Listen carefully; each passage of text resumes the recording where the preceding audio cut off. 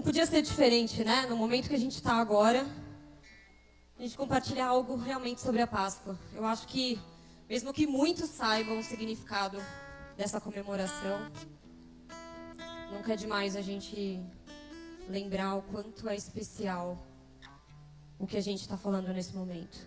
Então vamos orar. Senhor, em nome de Jesus, nós te pedimos, Senhor, que esteja aqui conosco neste momento, porque essa noite só é possível porque o Senhor está aqui. Porque o Senhor é nosso principal convidado. E nós te pedimos que neste momento o Senhor venha me esvaziar completamente, Deus, para que nada de mim saia da minha boca, mas somente da tua palavra, do teu trono. Para que muitas e muitas vidas, Senhor, possam te conhecer, possam estar mais perto do Senhor nessa noite. Então eu te peço, Pai, usa a minha vida para que os seus filhos possam ser alcançados em nome de Jesus. Amém. Bom, uma frase que eu tenho pensado muito ultimamente é que a gente deve fazer as coisas até que a vontade de Deus se cumpra. E eu tenho refletido muito sobre isso, porque é muito importante a gente saber em vários momentos da nossa vida quando é importante a gente parar, quando é importante a gente permanecer. E por que que a gente precisa permanecer? Então, eu voltei um pouquinho aqui na história para falar de uma forma bem superficial. Primeiramente da Páscoa que a gente tinha e comemorava no Antigo Testamento. Era uma festa que comemorava o livramento dos israelitas do Egito, da saída do Egito. E era uma festa que tinha um certo ritual. Ela começava no entardecer do 14º dia de Nisan, que é conhecido, pelo calendário judaico, é como se fosse o nosso equivalente mês de abril. E nesse dia eles sacrificavam um cordeiro sem mácula. E também fazia parte desse ritual algumas ervas que eles serviam junto e os pães asmos. E se a gente for entender um pouquinho do significado de cada um desses itens, desse ritual, o cordeiro que eles sacrificavam representava a expiação, o arrependimento. As ervas eles comiam para que eles lembrassem do período amargo que eles viveram no Egito. E os pães asmos representavam a pureza. E aí a gente consegue ler e se aprofundar em vários versículos, várias passagens do Antigo Testamento a respeito dessa comemoração da Páscoa, que se iniciou depois da saída deles do Egito, e eles passaram a comemorar todos os anos, de uma forma bem superficial mesmo. E quando a gente vai para o Novo Testamento, nós temos também a nossa segunda Páscoa. E essa segunda Páscoa, ela tem um sacrifício um pouco diferente. O sacrifício dessa segunda Páscoa foi o próprio Jesus. E não só como uma expiação, mas para que todos nós tivéssemos todos os nossos pecados perdoados. Então ele veio para que esse sacrifício anual não precisasse mais acontecer. Ele veio e nós fomos perdoados de todos os nossos pecados. E aí, se a gente for parar para pensar um pouco, quem era Jesus? Quem era esse que veio e deu a sua própria vida para que a gente não precisasse nunca mais fazer um ritual de arrependimento, para que a gente fosse perdoado, para que a gente tivesse a nossa salvação, para que a gente tivesse acesso ao nosso Pai? Jesus, ele começou o ministério dele aos 30 anos. E durante o ministério dele, ele passou por todo tipo de sofrimento. Ele começou lá em Jerusalém. E quando a gente lê, logo que ele começou o ministério dele, a gente vê que ele já começou limpando o templo, porque estava havendo um comércio ali. Ele já ficou bravo, exortou todo mundo, porque a casa de Deus é uma casa de oração. Isso a gente lê lá em João 2, quem quiser entender um pouquinho do que aconteceu. Depois disso, ele foi indo para vários lugares e cumprindo o propósito para o qual ele foi chamado. Ele foi para Galileia, ele curou pessoas fisicamente, emocionalmente, espiritualmente. ele estava sempre junto aos doentes. E aí nós começamos a ver ele sendo confrontado muitas vezes. Muitas vezes. As pessoas perguntavam: quem é esse que cura, que faz milagres? Que besteiras são essas que ele está dizendo? Porque a mensagem do amor, apesar de nós acharmos que o amor é algo tão leve e simples, é uma mensagem muito forte. E a gente precisa estar pronto para receber essa mensagem. E aí ele escolheu os mais próximos dele. Em Marcos 3, vocês podem olhar quais foram os discípulos que ele escolheu. E ele dedicou tempo a esses discípulos. Ele investiu tempo para ensiná-los. Porque ele sabia que através da vida deles, todos nós seríamos alcançados. Então ele passou um tempo ensinando. Ele começou a ensinar sobre o amor. Ele começou a ser julgado, odiado, mal interpretado. Não existiam redes sociais na época, mas ele tinha muitos haters. Ele tinha muitas pessoas que não gostavam do que ele dizia. Eram muitas palavras de confronto que falavam sobre o nosso orgulho, nossa vaidade, o quanto nós somos cheios de nós mesmos.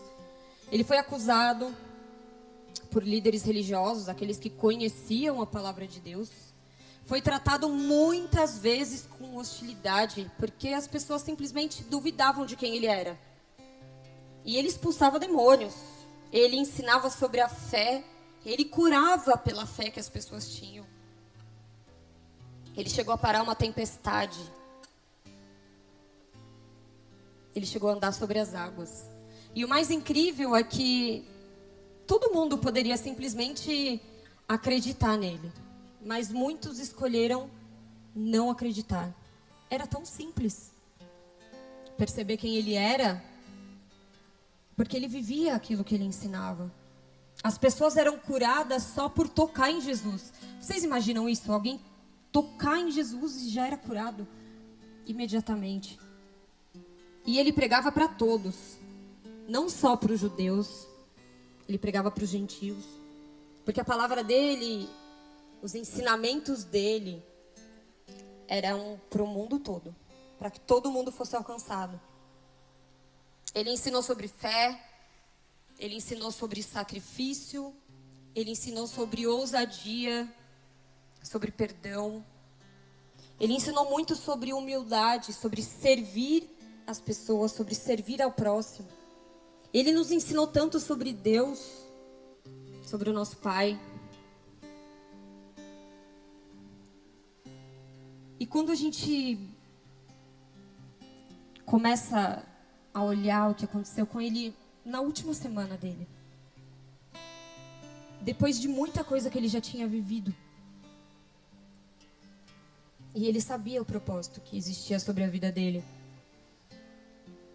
ele sabia que estava chegando o momento, mas ele permaneceu porque ele era luz, porque ele tinha vindo para ensinar algo para todos nós.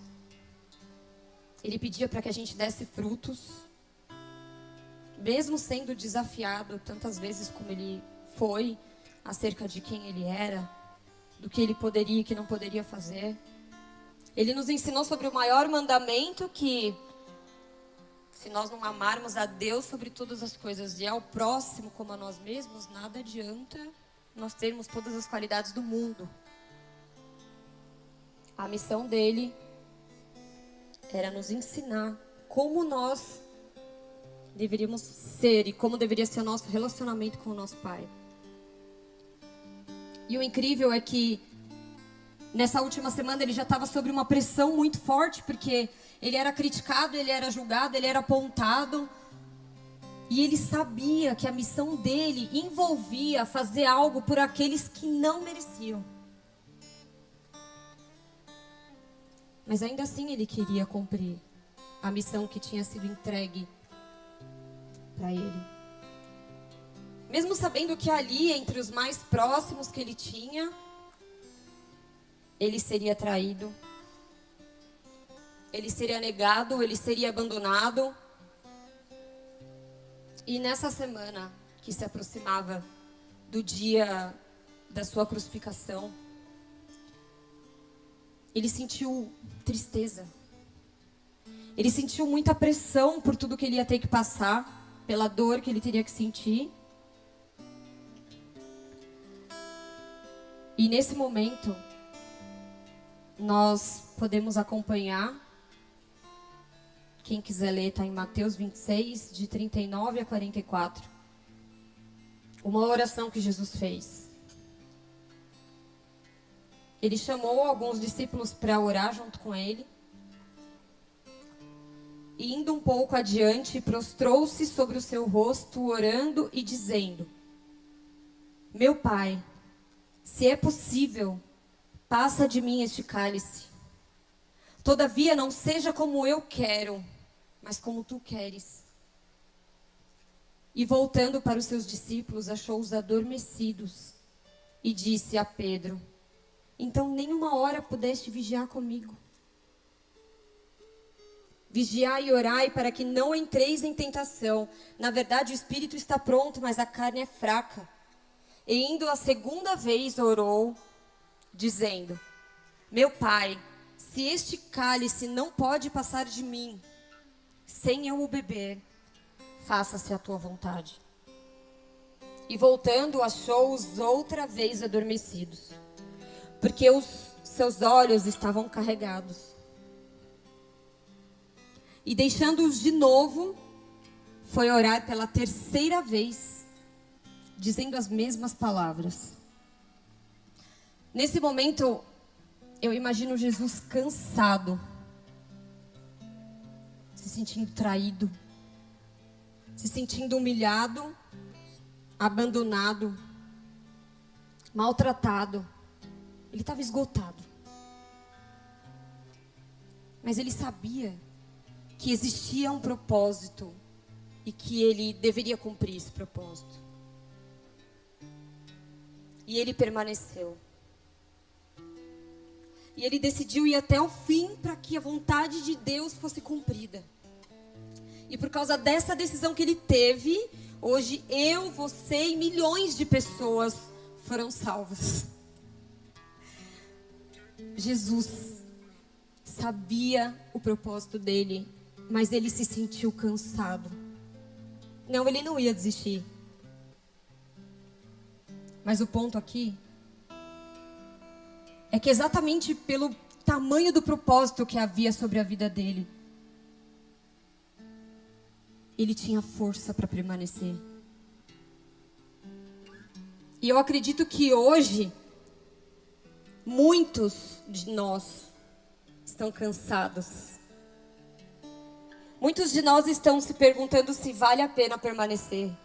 Se vale a pena cumprir algo, ainda mais quando se trata de pessoas que talvez não mereçam.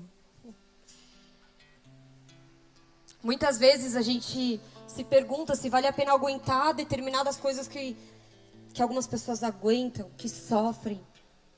Humilhações, traições. E aí a gente se pergunta se vale realmente a pena?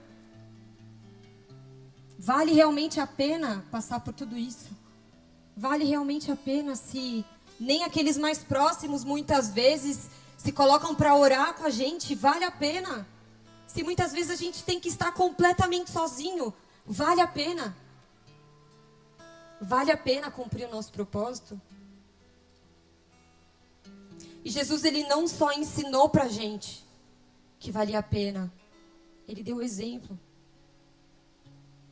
E na palavra de Deus, para que a gente não se esqueça disso, ele ainda diz que ele é o único caminho para que a gente se achegue a Deus.